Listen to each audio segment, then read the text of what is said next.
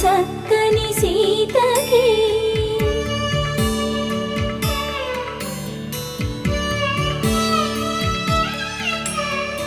ఎర్ర జాబిలి చేయి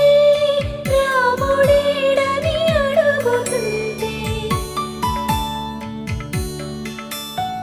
చూడలేదని పెదవి చెప్పే చెప్పలేమని కనులు చెప్పే నల్ల పూసై